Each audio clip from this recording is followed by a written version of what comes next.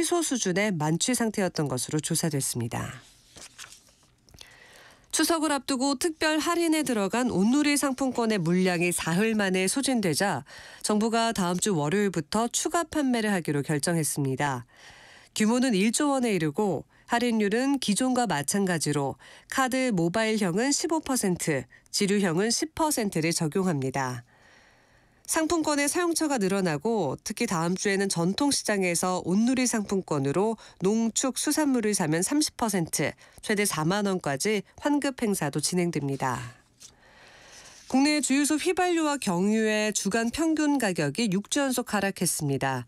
한국석유공사 유가정보시스템 오피넷을 보면 9월 첫째 주 전국 주유소 휘발유 평균 판매가는 직전주 대비 리터당 14원 하락한 1,658.5원을 기록했습니다. 오늘은 전국에 구름이 많이 낀 가운데 덥겠고 남부지방을 중심으로 소나기가 오는 곳이 있겠습니다. 남부지방은 5에서 40mm, 중부지방과 제주도는 5에서 20mm의 소나기가 오겠습니다. 낮 기온은 서울이 31도 등 전국이 26도에서 33도로 전망됐습니다. 지금까지 진행해 아나운서 이슬기였습니다. KBS 제1라디오 정오뉴스를 마칩니다. KBS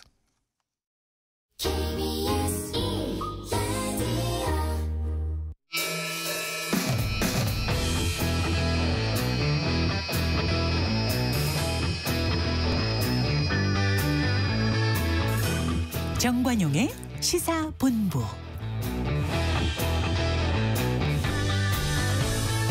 여러분 안녕하십니까? 정관용입니다.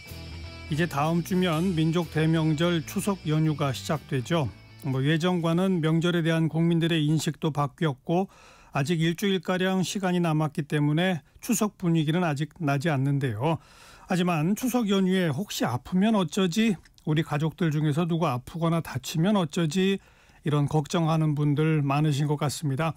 지난 3일부터 5일까지 한국갤럽의 조사에 따르면 아플 때 진료받지 못할까 봐 걱정되는지 물은 결과 매우 걱정된다 57%, 어느 정도 걱정된다 22%라고 조사가 됐습니다.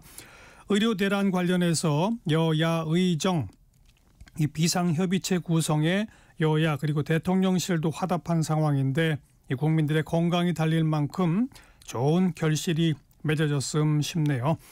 네, 9월 7일 토요일 정관용의 시사본부 시작합니다. 먼저 도로공사 연결해서 이 시각 고속도로 상황 전해드리죠. 조혜민 씨. 네, 현재 고속도로 상황은 나들이 차량에 명절 준비 차량까지 더해지면서 특히 지방 방향의 정체가 깁니다. 1번 경부선 부산 방향은 총 73km 정체인데요. 이 중 충청권 정체가 49km로 특히 어렵습니다. 입장 휴게소부터 목천까지 27km 가장 길게 막히고 옥산 휴게소부터 남이분기점까지 청주와 신탄진 사이 각각 10여 킬로미터씩 밀립니다. 35번 중부선 남이 방향은 마장 분기점부터 남이천까지 9km 어렵고 충청권인 진천 부근에서 11km, 더 가서 오천과 남이 분기점 사이도 12km 막힙니다.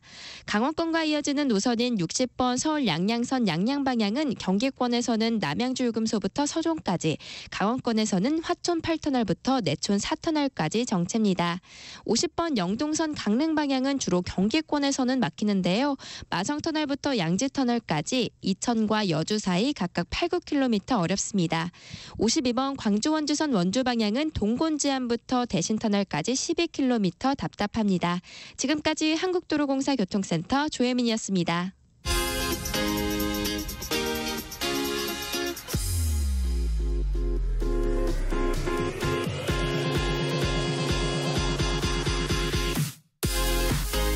대한민국 시사의 중심. 토요일, 일요일 낮 12시 10분 KBS 1라디오 정관용의 시사본부. 하나의 키워드로 다양한 뉴스 정리해드리는 주간 뉴스 큐레이션입니다. 한국일보의 박지연 기자, 오늘은 전화로 연결합니다. 박 기자 안녕하세요. 안녕하세요. 당신의 뉴스 큐레이터 박지연입니다. 네, 오늘의 키워드는 뭔가요? 오늘의 키워드 숙제입니다. 숙제. 네. 보통 이 풀지 못한 숙제 이렇게도 또 많이 쓰이죠? 네, 맞습니다. 이 해결해야 할 현안들은 산적해 있지만 이 결국 풀지 못한 채 남아있는 숙제들 짚어봅니다. 이 기시다 후미오 일본 총리가 어제 1박 2일 일정으로 방한해 윤석열 대통령과 서울에서 고별 회담을 했습니다. 두 정상은 눈에 띄는 케미를 자랑했지만 최근 한일 간 최대 쟁점인 과거사 문제는 여전히 숙제로 남겼습니다. 네. 또 이복현 금융감독원장의 한마디에 은행권이 술렁이고 또 이렇게 갈팡질팡한 주택 대출로 인해 피해는 실수요자에게 돌아가고 있습니다. 7, 8월 사이에 금리를 인상한 횟수만 총 22차례에 달하고요. 또 약 일주일 사이에 5대 은행이 발표한 대출 축소 대책만 총 30여 개에 달합니다. 이 간절한 내 집 마련의 꿈, 그리고 한계에 달한 가계 대출은 아직도 풀지 못한 또 빨리 풀어야 할 숙제입니다. 네. 먼저 첫 번째 소식, 일본 기시다 총리의 고별 방안이 남긴 것들 짚어볼까요? 네, 이 기시다 후미오 총리가 이달 자민당 총재 선거에 불출마를 선언하면서 이 두 정상은 12번째 정상회담을 끝으로 작별을 맞이하게 됐습니다. 일본 정부는 기시다 총리의 방한 하루 전인 5일 우키시마 마루호 승선자 명부 일부를 우리 정부에 제공했습니다. 일본 정부가 확보한 75건의 명부 자료 가운데 이 정밀 조사를 마친 19건입니다. 그 오키시마호라면 1945년 8월 한국으로 귀국하는 제1한국인들 태우고 부산항으로 오다가 침몰한 그 비극적인 선박의 이름이죠? 예, 맞습니다. 이 사건을 제대로 조사하기 위한 이 시작점이 이 희생자 명단 확보였지만 일본 정부는 79년간 이를 은폐했습니다. 그러다 기시다 총리의 마지막 방한을 앞두고 이 겨우 첫 고리를 채운 겁니다. 네, 내 총리 퇴임 직전에 정상이 외국을 방문해서 회담을 갖는 거 참 이례적이죠? 예, 그렇다 보니 이 지지율이 저조한 탓에 퇴진을 발표한 기시다 총리가 이 방한한 걸 놓고 한일 관계 개선을 강조하는 치적 과시 이벤트가 될 수 있다는 우려 섞인 시선이 나오고 있습니다. 네, 뭐 의도에 어쨌든 한일 관계가 개선되고 진짜 성과가 있으면 좋은 일인데 어쨌든 이번 정상회담 어떤 성과가 있었어요? 먼저 기시다 내각은 일본을 방문하는 한국인에 대한 이 사전 입국 심사 제도 도입을 추진한다고 밝혔어요. 이 제도의 도입을 추진하는 배경은 이 양국 간 인적 교류가 연간 1,000만 명을 넘어섰고 또 더욱 확대되고 있기 때문인데요. 뭐 주변만 봐도 엔저 이후에 일본 여행 가는 분들 정말 많아요. 예, 작년 1월부터 올해 4월까지 한국인 1,950만 명, 일본인 600만 명이 한일 간 항공 노선을 이용했다고 합니다. 이 대통령실 고위 관계자는요, 일본 법무성이 먼저 실무 검토에 착수했다고 알려왔다면서요. 이 우리 측도 일본과 협의에 응하려고 준비 중이다 이렇게 얘기했습니다. 네, 사전 입국 심사 제도 도입 또 어떤 성과가 있었어요? 양 정상은 이날 재외국민 보호 협력을 위한 양해각서도 체결했습니다. 이 제3국에서 전쟁 같은 이 각종 긴급 상황에 처한 한국과 일본 양국 국민을 지키기 위한 내용이에요. 이 김태효 국가안보실 1차장은요, 이 MOU에 대해 이 작년 4월 수단에서 쿠데타가 발생했을 때나 10월 이스라엘 하마스 사태 발생 시 한일 양국이 재외국민 긴급 철수를 위해 협력한 사례를 기초로 우리 측이 먼저 한일 간 공조를 제도화하자고 제안한 사안이다 이렇게 설명을 했습니다. 네, 뭐 이 두 가지 다 언뜻 듣기에는 양국 국민에게 도움이 될 것 같은데 한국과의 관계 개선을 위한 목적이 맞는 건가요?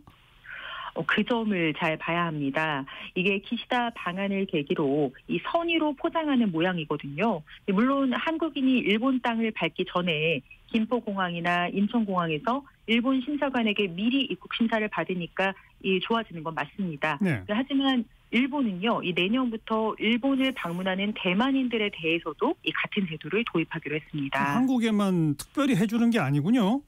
그렇습니다. 일본 입장에선 연간 3천만 명 이상의 외국 관광객이 몰려서요. 일본 주요 공항의 시스템이 더는 수용하기 어려운 상황이거든요. 아하. 사전 입국 심사를 통해서 업무를 분산하려는 목적에서 이 제도를 도입한다고 보는 게 더 타당합니다. 뭔가 좀 생색내기식의 선의였나 싶고 뭐 고별 방안의 이벤트로 보기에는 조금 아쉬운 측면이 있군요. 네. 그리고 오늘 키워드가 숙제라고 한 걸 보면 풀리지 않은 게 있는 거죠? 그렇습니다. 이 한일 관계가 개선됐다고 할 만한 진정한 성과라고 하려면요. 이 한일 간 최대 쟁점인 강제동원 문제와 관련한 일본의 성의 있는 호응이 있어야 하는데요. 이게 빠졌습니다. 지난번에 윤석열 대통령이 제3자 변제 방식의 강제동원 해법을 발표하면서 이 물컵의 절반이 찼다. 이제 일본의 성의 있는 호응에 따라 이 물컵의 나머지 반이 채워질 것이다. 이렇게 언급한 바 있는데요. 맞아요. 이 해법을 일본 정부의 선의에 남겨둔 거 아니냐, 너무 수동적인 대처 아니냐 이런 비판이 있었잖아요. 네, 그 이후에도 물컵의 반을 채우지 않고 있는 일본 정부를 바라보는 이 우리 국민들은 착잡하기만 합니다. 이 윤 대통령이 차기 총리에게 좀 더 적극적으로 이 과제를 하도록 요구해야 한다는 목소리가 나오는 이유입니다. 네. 또 한일 관계에 더 남은 과제가 더 있나요? 많습니다. 아까 침몰한 우키시마호 승선자 명부를 일본 정부로부터 우리가 제공받았잖아요. 네. 그런데 일제강점기 일본에 갔다가 희생된 조선인의 비극은요. 이 밖에도 많습니다. 예컨대 1919년 관동 대지진 조선인 학살 사건을 보면요. 이 죽은 조선인의 이름이나 주소는커녕 이 사망자나 실종자 숫자도 모르거든요. 네. 또 군함도 사도광산, 조세이 탄광, 다카시마 해저 탄광, 또 야하타 제철소 사건 등등 이거 다 나열하기도 힘들 정도예요. 윤 대통령이 일본에 이런 마땅한 요구를 해야 하겠고요. 또 그래야만 리더십 교체가 발생해도 흔들리지 않는 한일 우호 관계가 뿌리내릴 수 있겠습니다. 그렇죠. 네. 자, 두 번째 뉴스는 시시각각 바뀌는 대출 정책 소식이죠. 예. 그런데 이 대출 정책이 시시각각 바뀌는 이유가요. 바로 이복현 금융감독원장의 말 한마디입니다. 이 원장의 오락가락하는 대출 규제 발언에 여기저기서 볼멘 소리가 나오고 있는데요. 이 한 금융사 관계자는 이 당국이 수시로 방향을 바꾸다 보니 대체 어떤 장단에 맞춰야 혼이 안 날지 고민이다. 이렇게 말했을 정도입니다. 금융당국과 은행권 사이에 혼란이 지금 꽤 오래 이어지고 있다는데 대출 심사 강화한다고 했다가 대출 실수요자한테 피해가 가서 혼란이 더 가중되고 있는 상황이잖아요. 예. 그래서 이복현 원장은 오는 10일 전국은행연합회에서 시중은행장들과 간담회를 갖습니다. 이날 간담회에서는 이 갭투자라고 불리는 전세 낀 주택 매입 같은 투기 수요 대출 심사를 강화하면서도 대출 실수요자는 대출에 제약을 받지 않도록 하는 방안을 마련하는 데 중점을 둘 걸로 보입니다. 또 은행마다 제각각인 대출 정책도 조율할 걸로 예상됩니다. 정말로 금융감독원장의 한마디 한마디에 대출 정책이 시시각각 바뀌어요? 정말로? 이게 좀 과장 같지만요. 사실입니다. 아하. 지난달 2일 이 원장이 금감원 임원회의를 통해서 이 무리한 대출 확대가 가계부채 문제를 악화시킬 우려가 있다. 이렇게 말을 했습니다. 이 다음 날 금감원은 17개 국내은행 부행장들과 간담회를 열고 가계대출 현장 점검을 하겠다. 이렇게 예고를 했거든요. 이 발언 후에 은행권에서는 금리를 잇따라 인상을 했습니다. 이 5대 시중은행이 지난 7월부터 금리를 인상한 횟수만 22차례에 달합니다. 물론 대출 금리를 올리려고 저런 발언을 한 건 아닐 텐데 금융감독원장의 발언이라서 그 여파가 즉각적이고 또 큰 거군요. 예, 맞아요. 이런 결과가 나타나자 금감원장은 지난달 25일 대출금리 상승은 이 당국이 바란 게 아니다라면서 이 개입을 더 세게 해야 할 것 같다라고 말했습니다.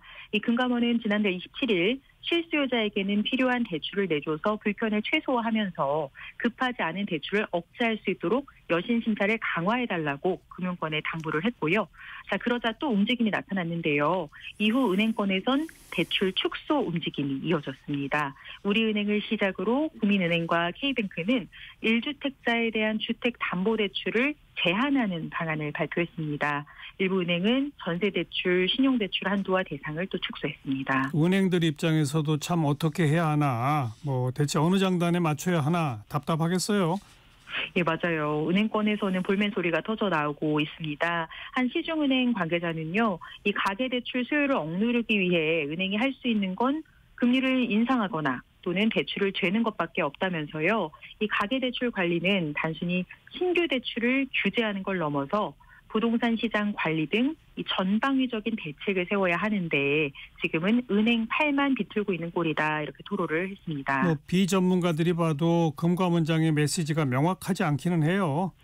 네, 그 부분에도 은행권에 불만이 쏠리고 있습니다. 이 지난 4일 이 금감원장은 가계대출 실수요자들과 간담회를 갖고 이 가계부채 관리 속도가 늦어지더라도 이 실수요자들에게 부담을 줘선 안 된다 이렇게 말을 했어요. 뭐 실수요자한테 부담을 줘서는 안 된다. 이건 반대할 사람이 없죠.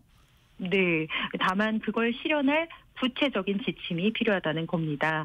우선 실수요인지 투기적 수요인지 구분하는 게 쉬운 일이 아니잖아요. 예. 시중은행 입장에선 실수요자란 무엇인가 하는 이 정의를 금융당국이 내려달라는 입장이에요. 이 고객들은 각자 상황에 따라 자기들은 실수요자다 이렇게 주장을 할 텐데 앞으로 어떻게 대출 정책을 짜야 하는지 고민이 된다는 입장입니다. 그러니까 금융당국의 일관된 정책 기조가 필요하다 이 말인 거죠. 네. 네. 한국일보의 박지영 기자였어요. 고맙습니다. 고맙습니다. 정관용의 시사본부 듣고 계십니다. 12시 24분 지났네요. 기상청 또 교통정보센터 차례로 연결합니다. 먼저 기상청의 송소진 씨. 절기 백로인 오늘 늦더위가 이어지는 가운데 곳곳에는 소나기가 내리겠습니다. 현재 전라 남북도에 소나기가 오는 곳이 있는데요. 밤까지 전국 많은 지역에 5에서 40mm 정도의 소나기가 내리겠고 일부 지역에는 짧은 시간 동안 강한 소나기가 쏟아질 수 있어 주의를 하셔야겠습니다.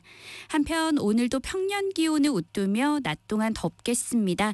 지금 경기 남부와 충청도, 전라 남북도와 경남, 제주도에는 폭염주의보가 발효 중이고요. 한낮 기온이 서울과 부산 31도, 대전, 광주, 제주 32도, 대구 33도 등으로 어제보다 조금 높은 곳이 많겠습니다. 하지만 밤이 되면 빠르게 선선해지니까요. 큰 일교차를 주의하시기 바랍니다. 일요일인 내일도 늦더위 속에 소나기가 오는 곳이 있겠습니다. 현재 서울의 기온은 29.5도입니다. 날씨 정보였습니다. 이어서 이 시각 교통 상황을 KBS 교통정보센터 서희영 씨가 전해드립니다.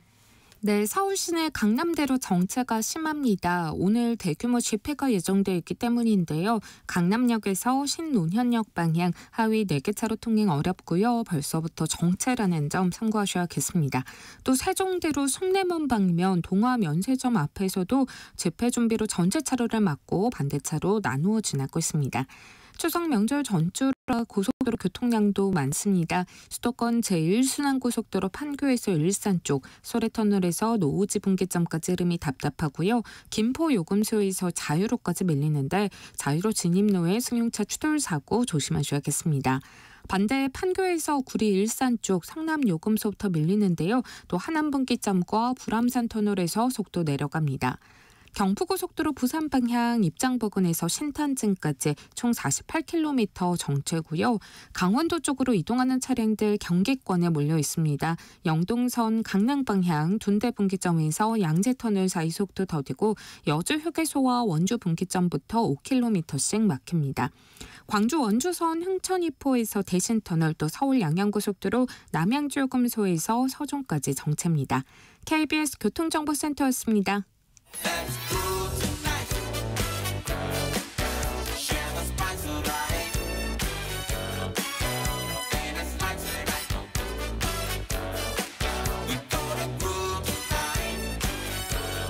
국민 MC 정관용.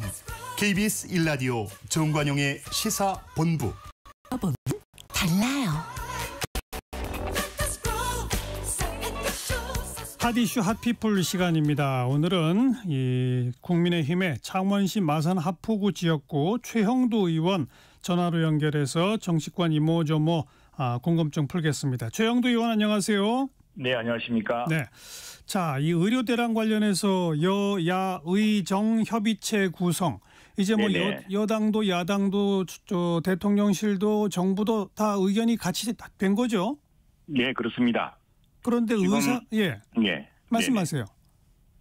네, 지금 의대 정원 문제에 대해서는 어제 갤럽 여론조사에서 나왔습니다만 이 국민들이 지금 현재 의사 수급 상황을 볼 때는 의대 정원이 불가피하다고 보고 있습니다. 그런데 여기에 대해서 지금 의료계와 굉장히 긴 지금 대치 상황이 이어지고 있어서 당장 문제되는 여러 가지 그 의료 서비스의 문제, 공백의 문제를 어떻게 할 것인가에 대해서 지금 여야 모두 걱정이 많은 상황이었습니다. 그런 상황에서 한동훈 대표가 여야정 협의체를 운영하자라고 이제 제안을 했고 여기에 더불어민주당도 적시협의체를 가동하자 그랬고요. 용산 대통령실도 제로베이스에서 다시 논의할 수 있다고 밝힌 만큼 예. 이 문제에 대해서는 이제 여야정이 함께 힘을 모으겠다는 이런 결심을 분명히 밝혔습니다. 근데 말씀하셨다시피 무엇보다 이제 의료계가 책임 있는 대표를 여야정 협의체, 여야 의정 협의체에 보낼 수 있느냐가 지금 관건이 되었습니다. 그렇죠.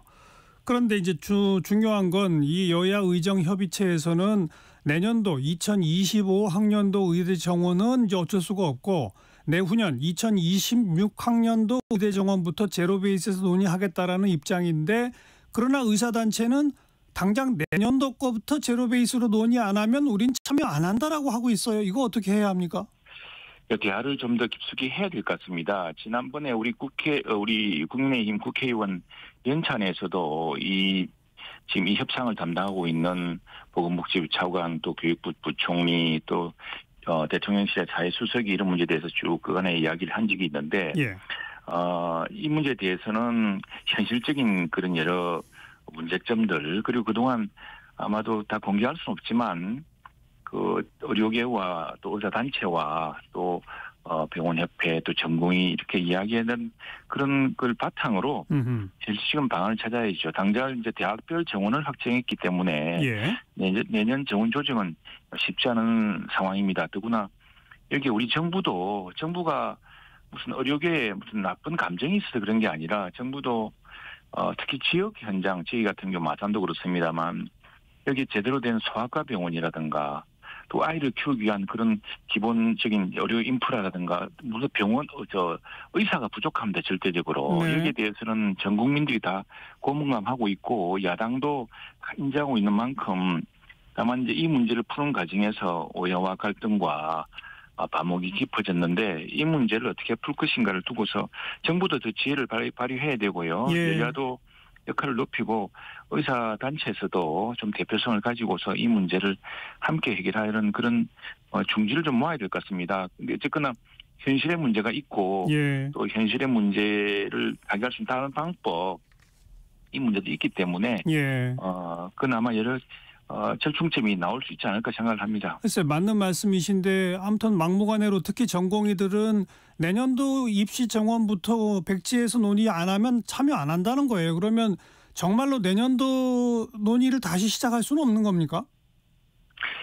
현실적으로 그게 가능했고 또 하나는 이제 1, 2학년 의대 정원 1, 2학년 과정은 일종의 예전에 의예과 과정이라 그래서 예. 이게 의대 본과에서 하는 그런 교육 과정이랑 또 약간 좀 차이가 있습니다. 그래서 예. 우선 1학년 내년에 이제 1학년으로 들어갈 의대 정원 문제는 그런 점에서 일단 지금 의예과의 수업 과정을 감안하면은 실제로 그동안 의대 정원에서 가장 결정적으로 이야기했던 것이 근데 지금 과연 그런 어떤 임상을 할 수 있는 또는 직접 이제 본격적인 말하면 의대 본과에서 할 수 있는 수업할 수 있는 시설과 그런 교수 역량과 이런 게 있느냐라고 그랬는데 그건 약간 그래서 그 의예과의 특성, 커리큘럼 특성상 한 1, 2년에 이런 절충 기간이 있기 때문에 아마 무슨 해법을 정부하고 찾아낼 수 있을 것으로 보고 이런 데 대해서 조금 지혜를 함께 모았으면 좋겠습니다. 네. 하여간 저희도 다 지혜를 모아서 의료계도 네. 좀 동의해 줬으면 하는 바람이긴 한데 아직까지는 아무튼 의료계 특히 전공의 단체는 아주 완강해요. 그죠? 예. 근데 제로베이스로 논의하겠다는 말이 나온 만큼 이 문제에 대해서는 사퇴 해법을 정말 이제 본격적으로 논의할 단계가 왔다고 생각합니다. 네. 자, 그 의료계의 동참을 좀 이끌어내는 하나의 수단으로도 여겨질 수 있는 게 지금 야당이 요구하고 있는 게 정부가 공식적으로 사과해라. 또 이 보건복지부 장관과 차관은 문책 경질해라. 이런 요구를 하고 있는데 이런 또 정부가 이런 조치를 좀 취하면 장차관 경질한다든지 그러면 의료계도 조금 대화에 참여할 명분을 얻지 않을까요? 예, 아마도 지금 이 과정에서 가장 고통스럽고 가장 힘든 상황을 겪고 있는 사람들이 바로 이제 보건복지부의 장차관과 이 고위공직자라고 생각합니다. 예. 이 의대 정원을 늘어야 된다는 국민의 압도적 여론, 또 우리 의료 수요를 생각할 때 언제까지 의사 수를 얼마쯤 해야 된다는 목표, 또 그것을 진행하는 과정에서 의료계의 거센 반발, 또 현실적인 여러 이유들 해서 가장 고통스러운 지점이 있는데 어쨌든 중요한 임무를 맡은 만큼 분들이 한마디 언행 같은 게 굉장히 중요하고 그러니까요. 또 지금 문제되는 것은 그중에 이제 몇 마디 말이 특히 상처를 깊게 하고 했던 것 같은데 그 점에 대해서는 뭐 전화만 할 수 있으면 그 중증이 아니다. 뭐 이런 표현 말이에요. 그렇습니다. 그런 문제들이 좀 더 분별 있고 사려 깊은 표현과 말이 가능했을 텐데 지금 굉장히 중요한 직책과 역할을 하고 있는 만큼 그 점에 대해서는 좀 더 신중했어야 한다고 생각을 하고요. 그 점에 대해서는 아마 장차관이나 보건복지부 고위 당국자들도 국민들에게 그것이 해명이 되고 또 용납이 된다면은 어떤 방식으로든 그 문제는 사과하고 또 양해를 구하는 과정이 있을 거라고 봅니다. 근데 그 뭐 사과나 양해 정도가 아니라 지금 그 국민의힘의 김종혁 최고위원이나 나경원 의원도 책임자 이 문책을 주장하고 있는데 전격적으로 장차관을 지금 교체하면 안 될까요? 그러면 제가 아까 말한 것처럼 의료계나 전공인들도 좀 그 대화에 참여할 명분이 되지 않을까요? 우선에 당사자들만큼 이 문제에 대해서 안타깝고 사실은 그분들 스스로가 이 거취를 자기들이 결정할 수 있다면은 바로 그렇게 거취를 결정하고 싶은 마음이 아마 가득 차올랐을 것입니다. 이미 오랫동안 고민했을 테고 그런 이야기를 통해서 이 책임도 좀 벗어나고 또 그간의 과정에 대해서 양해도 구하고 사과도 구할 수 있다면 얼마든지 이제 할 수 있을 것이라고 봅니다. 그래서 저는 사실 우리 고위 공직자들이 저도 장관도 잘 알고 합니다만 굉장히 그 책임감을 무겁게 느끼고 있는 분이고 어제도 잠깐 점심 때 봤는데 그 뭐 얼굴에 가득 찬 수심이라든가 고민의 깊이 같은 것은 뭐 우리가 다 말할 수 없을 만큼 표정으로 역력히 읽을 수가 있었는데 이분들이 다만 이제 이 과정에서 이게 이제 어쨌든 그 의료 정상화의 매듭으로 풀기 위해서 고비를 가지고 있는데 그게 어느 단계에서 본인의 결단 같은 것이 이제 있어야겠지만 본인이 결단한다고 해서 또 이 인수인계가 또 과정이 또 있기 때문에 공직 내에서 이걸 처리하는 과정이 시간이 필요하지 않겠습니까? 그러나 저는 어쨌거나 지금 여야 의정 관계의 협의체가 가속화한다면은 그 과정에서 본인들이 이제 책임을 좀 홀가분하게 벗고 하는 그런 과정이 있지 않을까 싶고 본인들이 아마 저는 그 누구보다도 가장 괴롭고 힘든 분들이 장차관이라고 생각합니다. 그분들이 그 자리에 연연해서 그 자리에 있다고 생각하지 않고요. 그다음에 정부로서도 이 문제를 푸는 것이 더 중요하지 누구를 뭐 당장 문책하면 그것이 보기에는 시원해 보이지만 그럼 그 다음에 누가 그걸 어떻게 이어받아서 지금 한시가 급한데 더구나 추석 앞두고 의료 대책을 빈틈없이 마련하는 게 중요하지 않습니까? 그런 점은 그 장차관과 그 보건복지부의 고위 당국자들의 그런 양식과 그런 그 본인의 결단 같은 것들이 다 준비되어 있을 거라고 생각을 합니다. 최영도 의원이 지금 애둘러 표현했습니다만 제가 직설적으로 표현해 보면 여야 의정 대화 협의체가 가동되는 과정에서 장차관이 스스로 그만둘 가능성이 있다. 이걸 이렇게 해석해도 되나요? 그걸 당사자의 큰 결단과 이 문제를 제가 이렇게 뭘 강요하듯이 이야기하기는 어렵고 그건 제가 오히려 느끼기에 정치권이라든가 국민들이 따가운 압박을 하지 않아도 당사자들만큼 큰 책임감을 느끼는 사람이 없다는 것을 제가 잘 알고 있기 때문에 그런 분들이 지금 관심은 오히려 본인의 거취, 본인의 뭐 사직 이런 문제가 아니라 어떻게 하면 여야정 협의체를 본격화하는가에 당장의 관심이 더 클 거라고 생각합니다. 그를 위한 체제 그것들이 더 중요하고 거기에 따라서 본인들의 책임이 이제 어느 정도 좀 가벼워진다면은 얼마든지 거취라든가 이것들이 결정될 수 있지 않을까 생각을 합니다. 아무튼 저는 제 식으로 그냥 해석하겠습니다. 대화가 시작되면서 장차관은 물러날 수 있다. 뭐 이렇게 해석해 보겠고요. 이런 와중에 이뇨한 최고위원님의 문자, 뭐 특정 환자의 수술을 누구한테 청탁한 것 같은 이런 문자 때문에 지금 뭐 국민들은 의료 대란에 빠뜨려 놓고 당신들은 뭐 국회의원 특권 이용하냐 뭐 이런 비아냥을 사고 있는데 어떻게 평가하세요?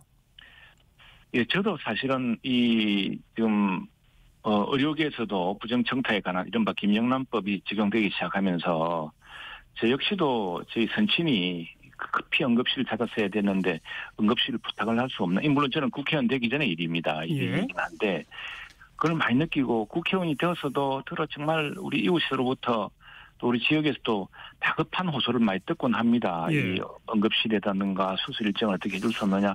근데 이게 국회의원이 아무리 힘을 발휘하려고 그래도 이건 뭐 불가능합니다. 그래서 참 그때마다 오히려 저도 송구하고 국회의원이 되었지만 제가 역량을 발휘할 수가 없습니다. 이 방법이 없습니다. 가서 오히려 응급실에서 기다리는 수밖에 없습니다라고 이야기할 때마다 예.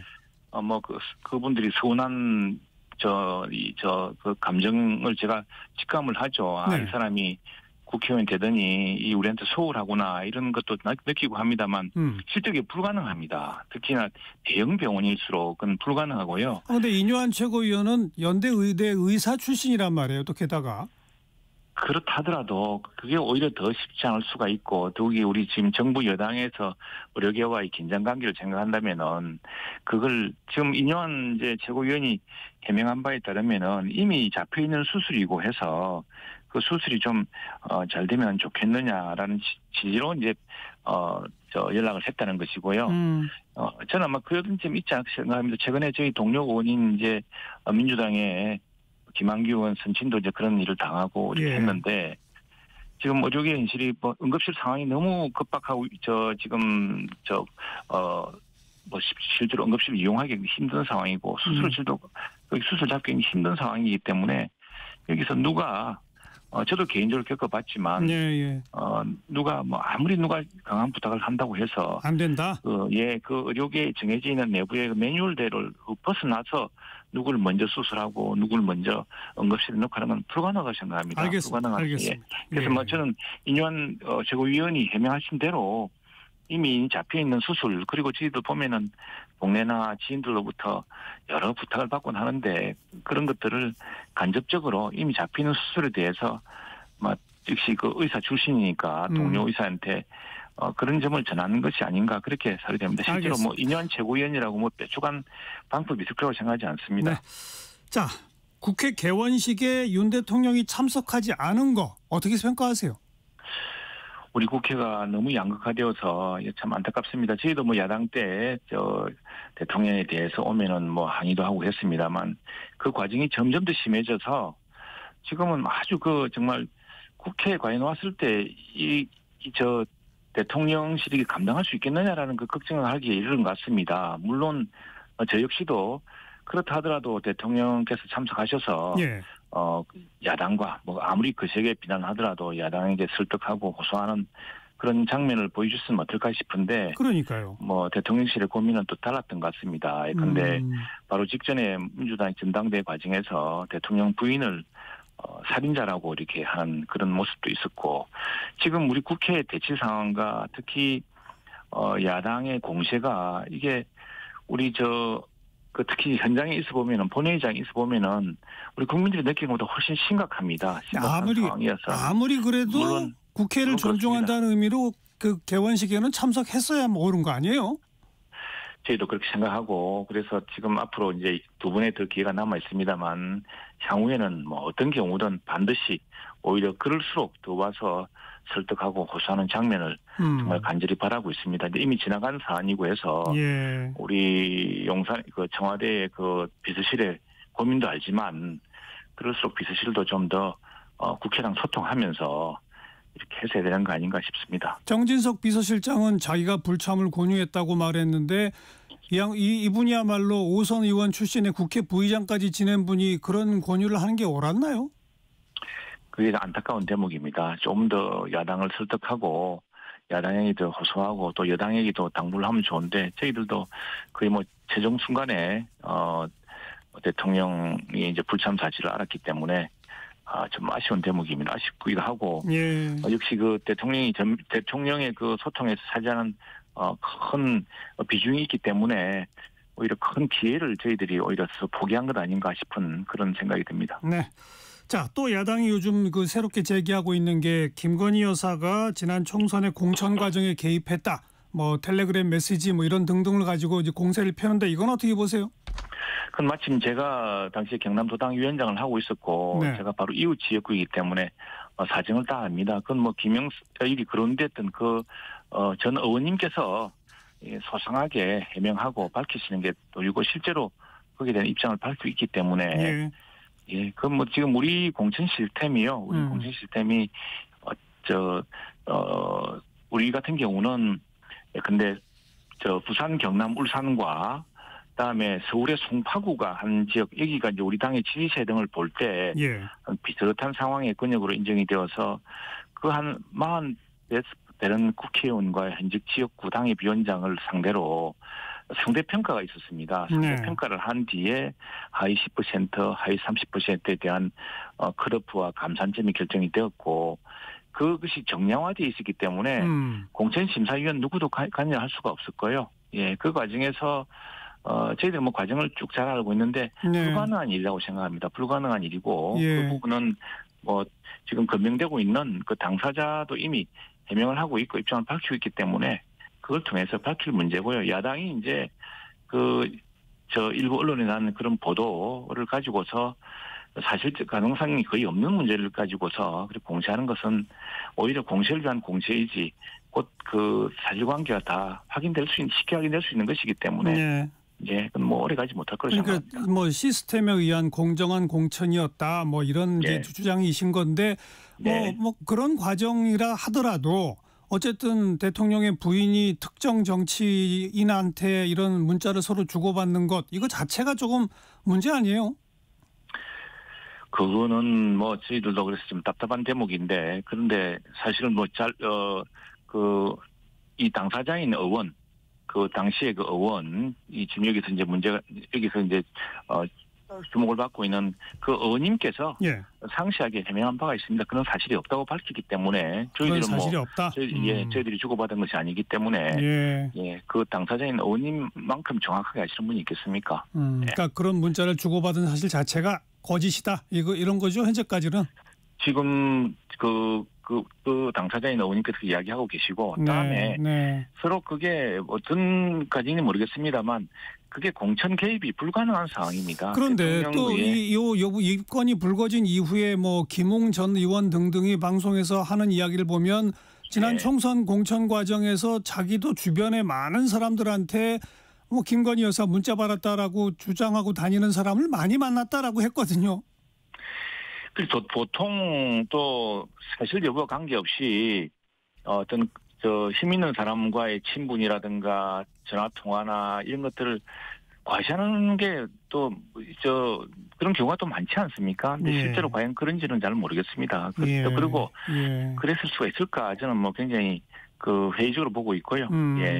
어쨌거나 이건 공천에 실제로 공천 시스템이 있었고 그 공천 시스템에 따라 결정한 것이고 또 그 뉴스에 나온 것처럼 뭐 만일 뭐 어디로 지역을 옮겨달라고 했으면 그게 성사가 됐을 텐데 전혀 당에서 도당 차원에서 그렇지 도당에서 뭐 결정한 일은 아니었습니다만 알겠습니다. 중앙당 차원에서 전혀 검토조차 되지 않은 일이었습니다. 그러니까 또 그 당시에 뭐 문자 받았다고 떠들고 다니는 사람들은 사실이 아닌데도 그냥 그랬을 것 같다 이 말씀이신 거죠? 이런저런 이른바 이제 전언이라는 게 있죠. 전언. 그랬다 카드라 이어질 수도 있는 것이고요. 알겠어요. 근데 현실적으로 그게 가능한 일이 아니라고 생각을 합니다. 자, 그 여야 대표 회동에서 이재명 대표도 직접 입에 올리더니 뭐 김민석 최고위원도 계속 입에 올리고 최근에 야당에서 계엄령 얘기가 자꾸 나옵니다. 이거 왜 이럴까요? 그냥 점점 더 이분들이 좀 망상에 빠진 것 아닌가 이런 생각이 듭니다. 독도를 지운다든가 갑자기 광복절에 친일파를 이야기한다거나 또는 계엄령을 이야기한다는 것은 어떤 망상 말하자면은 자신들은 절대적인 선이고 상대방은 절대적인 악인 듯이 이야기하는데 제가 역사적으로 보자면은 우리 당의 DNA는 오히려 독도를 지키고 계엄령을 뿌리부터 그 가능성을 차단한 쪽입니다. 근데 독도를 지킨 분이 누굽니까? 그 해방 이후에 또 2차 대전 이후에 어떤 종전협상 과정에서 국경선 같은 걸 정하고 할 시기에 전격적으로 독도를 다시 우리 영토로 편입시킨 사람이 이승만 대통령이었습니다. 그 이승만 대통령이 우리나라 초대 대통령이자 우리 당의 최초의 대통령으로 지금 우리 당에서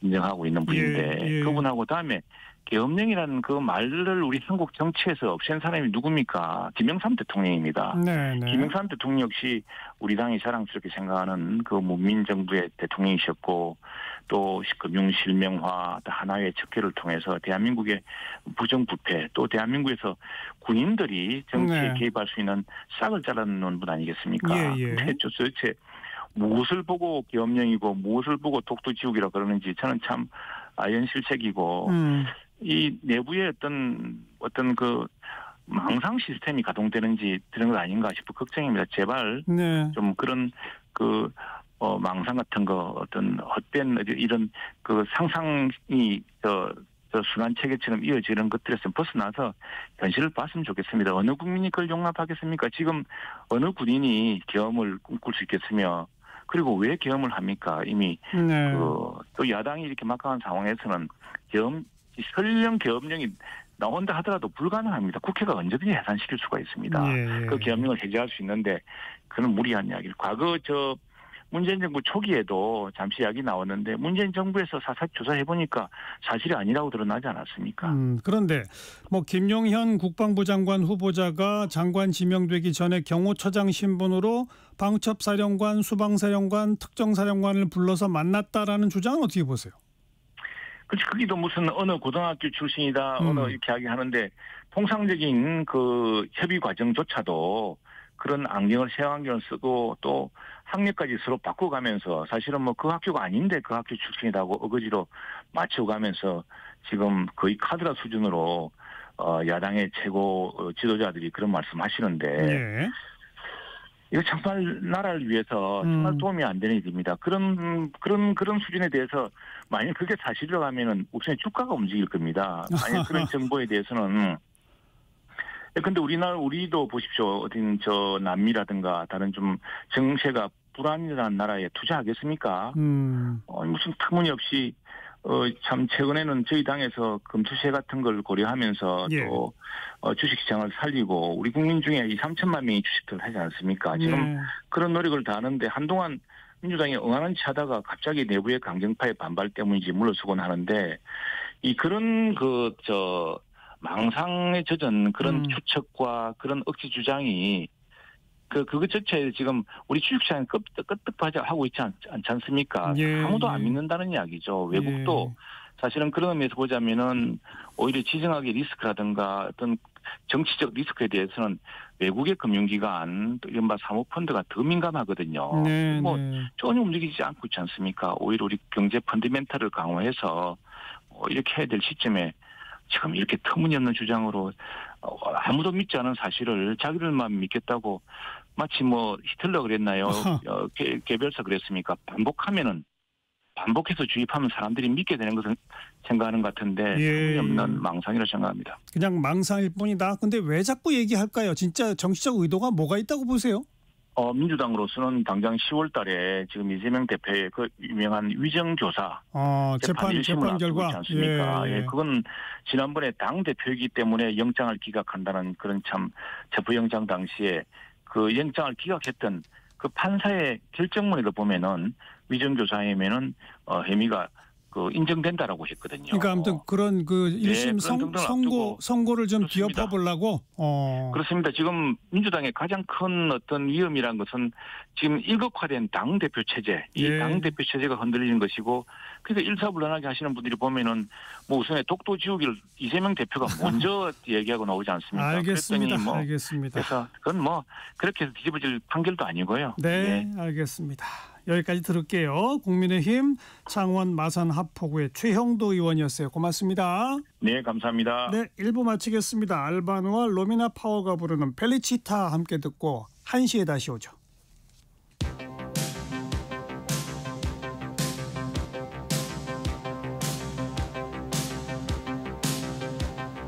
Felicità e tenersi per mano